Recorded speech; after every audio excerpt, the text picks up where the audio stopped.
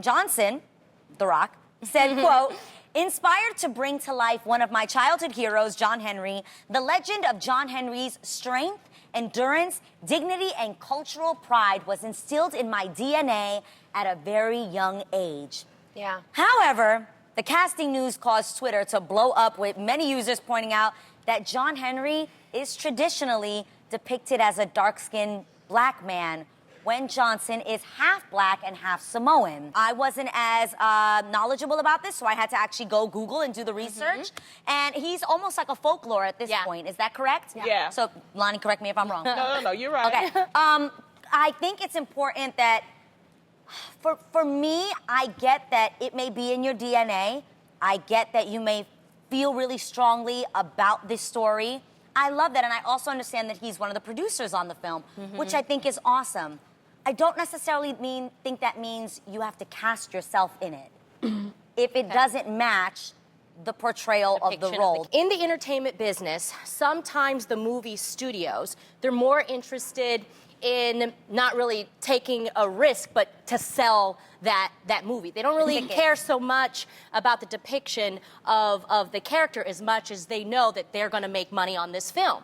And in the past, The Rock has always shown that he makes some money off of his film. And they actually have. Notice you always see the same actors over and over in films. It's because they have this list that they go through first that tells them, okay, this movie costed this much money. We know we're gonna make money off of this actor. And sometimes, unfortunately, that's what they choose. I look at the intention versus the logistics.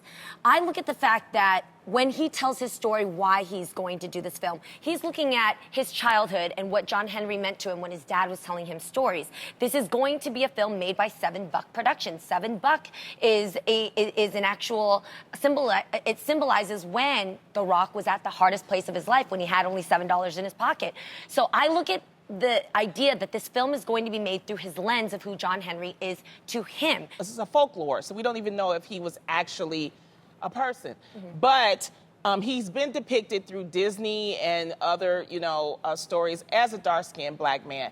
The thing is, I kind of agree with everybody at this table, but it's like Dwayne, he has the power to get this movie made, and it's interesting because, Adrian, you said you didn't know who John Henry was. Yeah. Now you do, and it's because why not of The produce Rock it and put portraying. somebody But I'm on? saying because of The Rock portraying him, it has even brought it to light.